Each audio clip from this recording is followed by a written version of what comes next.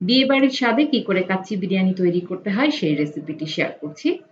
আমি আজকে খাসির মাংস দিয়ে কাচ্চি বিরিয়ানি তৈরি করছি। তবে একই প্রসেস ফলো করে আপনারা গরুর মাংস দিয়ে এই কাচ্চি বিরিয়ানি তৈরি করে নিতে পারেন। তাহলে চলুন দেখে নেই কাচ্চি বিরিয়ানি তৈরির পুরো প্রস্তুত প্রণালী। কাচ্চি বিরিয়ানি তৈরির জন্য আমি এখানে খাসির মাংস নিয়েছি ১.৫ কেজি। আমি খাসির মাংসের টুকরোগুলোকে বড় করে নিয়েছি। কাচ্চি বিরিয়ানির জন্য সাধারণত মাংসের টুকরোগুলো বড় হয়ে থাকে।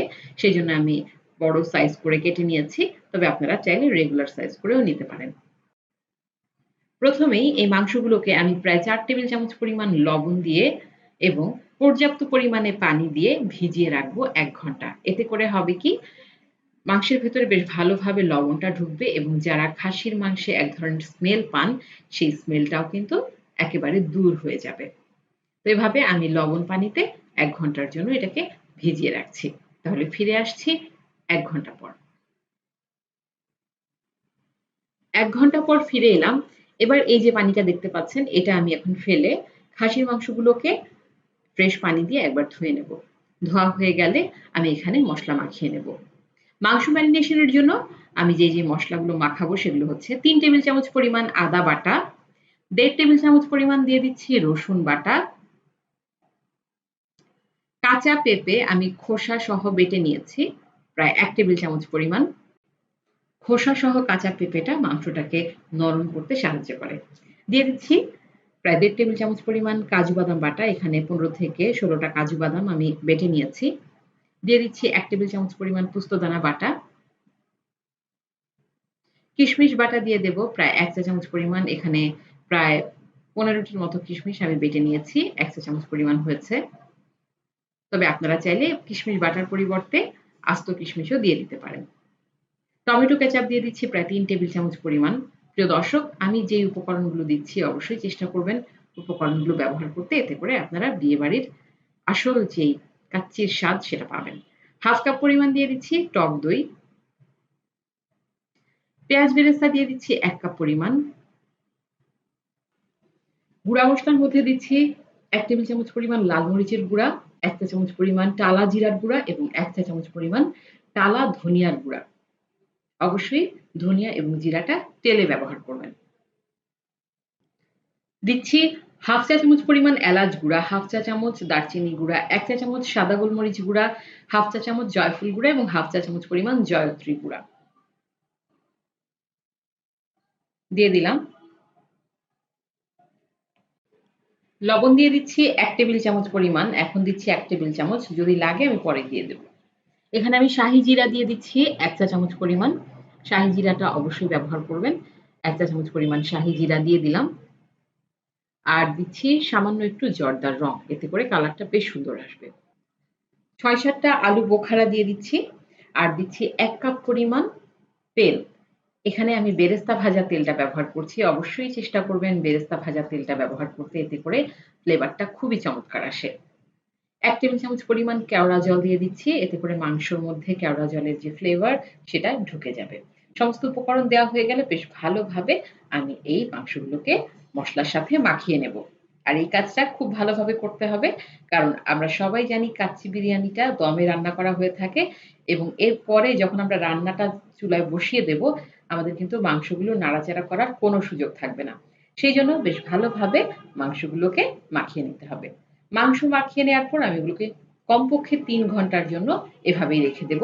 তবে আপনারা চাইলে সারারাত এভাবে মাংস মাখিয়ে পরদিন কাচ্চি বিরিয়ানি তৈরি করে নিতে পারেন।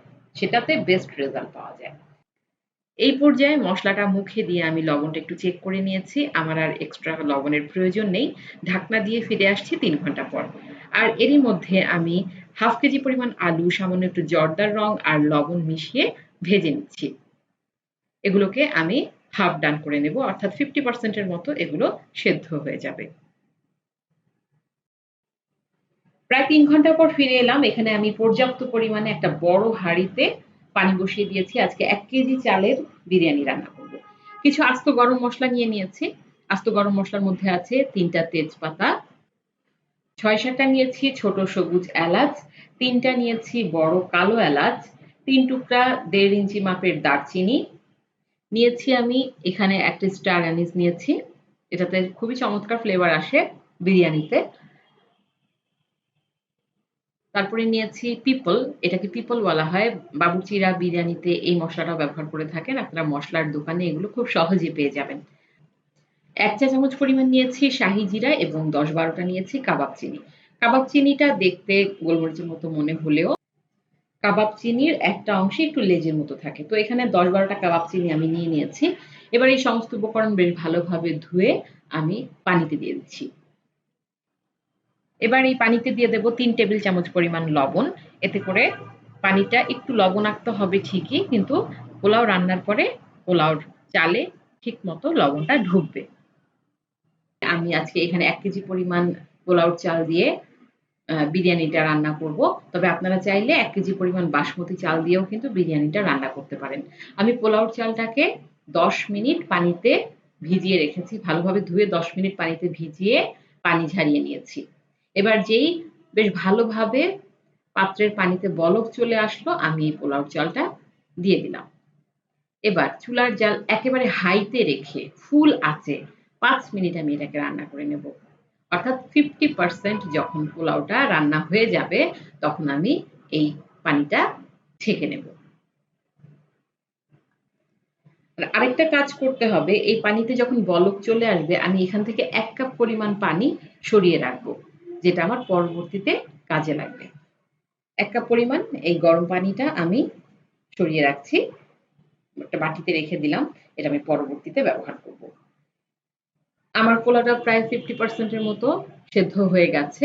বেশ ভালোভাবে বলক চলে এসেছে এবং ৫ মিনিটের মতো আমি এটাকে রান্না করে নিয়েছি হাই হিটে। এবার আমি পানি ঝরিয়ে নিচ্ছি। কোন রকম মসলা আমি ফেলে দেইনি। শুধুমাত্র পানিটা ঝরিয়ে আমি চালগুলোকে একটা ছাঁকনিতে নিয়ে নিয়েছি। এবার পরবর্তী স্টেপে চলে যাচ্ছি। এবার কাচ্চি বিরিয়ানির ফাইনাল স্টেপে চলে এসেছি আমরা। মাংসগুলোকে আমি বেশ ভালোভাবে ম্যারিনেট করে নিয়েছি এবং যে আলুগুলো আমি ভেজে রেখেছিলাম, এগুলো কিন্তু 50% এর মতো সেদ্ধ হয়ে গেছে। আলুগুলোকে আমি সমানভাবে বিছিয়ে দিলাম। দিয়ে দিচ্ছি ১০ থেকে ১২ টা কাঁচামরিচ। কাঁচামরিচগুলোকে কিন্তু আমি ফেড়ে দেইনি। এগুলো শুধুমাত্র বোটা ছাড়িয়ে দিয়েছি। ফেড়ে দিলে কিন্তু আবার ঝাল বেশি বের হয়ে যাবে। এবার অন্য একটা বাটিতে আমি ১ কাপ পরিমাণ পেঁয়াজ বেরেস্তা নিয়ে নিলাম। সেই সাথে দিয়ে দিচ্ছি ১ টেবিল চামচ পরিমাণ চিনি। এবার এই পেঁয়াজ বেরেস্তা এবং চিনিটাকে বেশ ভালোভাবে মাখিয়ে নেব। এরপর এগুলোকে আমি মাংসের উপরে বিছিয়ে দেব। এখন আমি অর্ধেকটা পেঁয়াজ বেরেস্তা দিয়ে দিচ্ছি চিনি সহ। বাকিটা পরবর্তীতে ইউজ করব। এবার পানি ঝরিয়ে রাখা চালটা সমানভাবে বিছিয়ে দিচ্ছি। সমানভাবে বিছিয়ে দিতে হবে। বিছানো হয়ে গেলে এবার আমি এর উপরে দিয়ে দিচ্ছি প্রায় ৮ থেকে ১০ টা আলু বোখারা, ১৫-২০ টা কিশমিশ, চিনি মাখানো বেরেস্তা। এবার ওই যে পোলাওটা রান্না করার সময় যে ১ কাপ পরিমাণ পানি আমি সরিয়ে রেখেছিলাম, সেইখানে আমি প্রায় ৪ টেবিল চামচের মতো ঘি দিয়ে দেব। তবে আপনারা চাইলে কিন্তু ঘিয়ের পরিমাণটা আরো বাড়িয়ে দিতে পারেন। আমি এখানে ৪ টেবিল চামচ পরিমাণ ঘি দিয়ে দিচ্ছি। আর সেই সাথে দিচ্ছি প্রায় ১/২ কাপ পরিমাণ গুঁড়ো দুধ। আমি এখানে ফুল ফ্যাট মিল্ক পাউডারটা ব্যবহার করছি।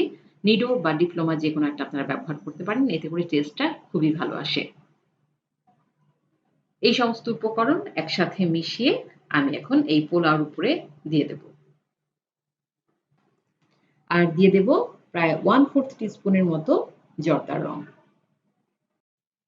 আরো প্রায় ৫ থেকে ৬ টা কাঁচামরিচ দিয়ে দিচ্ছি। আমার কাচ্চি বিরিয়ানি সমস্ত মসলা দেওয়া হয়ে গেছে। এবার আমি অন্য একটা পাত্রে প্রায় 1/2 কেজি পরিমাণ আটা নিয়ে নরমাল পানি দিয়ে কাইয়ের মতো করে নিয়েছি। এরপরে এই যে দেখতে পাচ্ছেন আপনারা ভিডিওতে, হাঁড়ির মুখে আমি এটাকে সিল করে দিচ্ছি। প্রিয় দর্শক, অবশ্যই এই স্টেপটা ফলো করবেন। এই স্টেপটা যদি ফলো না করেন তাহলে কিন্তু কাচ্চি বিরিয়ানি ঠিক মতো তৈরি হবে না। এই স্টেপটা ফলো করতে হবে। আমি এভাবে পুরোটা হাঁড়ির মুখে আটা লাগিয়ে সিল করে দিচ্ছি। সিল করা হয়ে গেলে এবার বেশ ভালোভাবে ঢাকনা দিয়ে ঢাকনার মুখটাও আমি বন্ধ করে দিচ্ছি আটার মাধ্যমে। আপনারা ভিডিওতে দেখে নিশ্চয়ই বুঝতে পারছেন। এভাবে সমস্ত ঢাকনার মুখে আমি আটা দিয়ে সিল করে দিলাম। অন্যদিকে চুলার উপরে আমি একটা ভারী তাওয়া বসিয়ে দিয়েছি এবং তাওয়ার উপরে আমি যে বিরিয়ানির পাত্রটা সেটা বসিয়ে দিলাম। ঢাকনার উপরে একটা ভারী কিছু রেখে দেব। আমি পুঁতাটা রেখে দিচ্ছি। আপনারা যেকোনো ভারী কিছু ঢাকনার উপরে রেখে দেবেন। এতে করে বেশ ভালোভাবে ঢাকনাটা আটকে থাকবে। এবার হাই হিটে অর্থাৎ ফুল আঁচে আমি এটাকে রান্না করে নেব ১০ মিনিট। এরপর ১০ মিনিট পরে আমি চুলার জালটা কমিয়ে একেবারে লো করে রান্না করে নিব আরো ১ ঘন্টা ২০ মিনিট। টোটাল ১.৫ ঘন্টা আমি এই কাচ্চি বিরিয়ানিটা রান্না করে নেব। তো ১.৫ ঘন্টা পরে ফিরে আসব। প্রিয় দর্শক, ১.৫ ঘন্টা হয়ে গেল। কাচ্চি বিরিয়ানিটা আমি চুলা থেকে নামিয়ে নিয়েছি এবং এটাকে আমি কিছুটা ঠান্ডা হতে দিয়েছি। আরো প্রায় ০.৫ ঘন্টা পরে আমি এই যে সিল করা অংশটা খুলে নিচ্ছি। এবার আমি আপনাদের দেখিয়ে দিচ্ছি কাচ্চি বিরিয়ানিটা কেমন হলো। দেখুন কি চমৎকারভাবে আমার এই কাচ্চি বিরিয়ানি একেবারে তৈরি হয়ে গেছে। আমি আপনাদের একেবারে নিচ থেকে উঠিয়ে দেখাচ্ছি। প্রিয় দর্শক, আপনারা অবশ্যই একটা জিনিস লক্ষ্য রাখবেন। যদি দেখেন যে এক সাইড থেকে ১ম এ উঠাবেন। যদি দেখেন যে একটুও পানি রয়ে গেছে, সামান্য যদি পানি দেখেন তাহলে আবার এটাকে ৫ মিনিটের জন্য তাওয়া ছাড়া চুলায় বসিয়ে দেবেন। আরো ৫ মিনিট এটাকে রান্না করে নেবেন, তাহলে পানিটা শুকিয়ে যাবে। পানিটা শুকিয়ে গেলে নিচ থেকে চুলাটা বন্ধ করে দেবেন এবং দেখবেন যে আপনার কাচ্চি বিরিয়ানি একদম পারফেক্ট ভাবে তৈরি হয়ে গেছে। আপনারা দেখতে পাচ্ছেন আমি একেবারে তলা থেকে আপনাদের উঠিয়ে দেখাচ্ছি। কোন রকম পানি অবশিষ্ট নেই। যদি পানি থাকতো তাহলে আমি আরো ৫ মিনিট এটাকে এভাবেই চুলায় বসিয়ে দিতাম। আমার কাচ্চি বিরিয়ানিটা এখন একদম তৈরি হয়ে গেছে। আমি আপনাদের সার্ভিং ডিশে নিয়ে দেখাচ্ছি। তবে তার আগে আমি দেখিয়ে দিচ্ছি, দেখুন আলুটা কত সুন্দরভাবে সেদ্ধ হয়ে গেছে এবং এক টুকরা মাংস নিয়েও আমি দেখাবো এটা কতটা চমৎকারভাবে সেদ্ধ হয়েছে। আসলে এত সময় ধরে ম্যারিনেশন করে রাখার ফলে খুবই চমৎকারভাবে মসলাগুলো মাংসের ভেতরে ঢুকে যায় এবং মাংসটা খুব সহজেই কিন্তু সেদ্ধ হয়ে যায়। তো আমি এগুলোকে একটা সার্ভিং ডিশে নিয়ে নিলাম। প্রিয় দর্শক, আমি আশা করছি আমার আজকের রেসিপি আপনাদের ভালো লেগেছে। যদি ভালো লেগে থাকে আমার চ্যানেলটিতে একটি লাইক দেবেন এবং পরবর্তী ভিডিওগুলো পেতে আমার চ্যানেলটি অবশ্যই সাবস্ক্রাইব করবেন।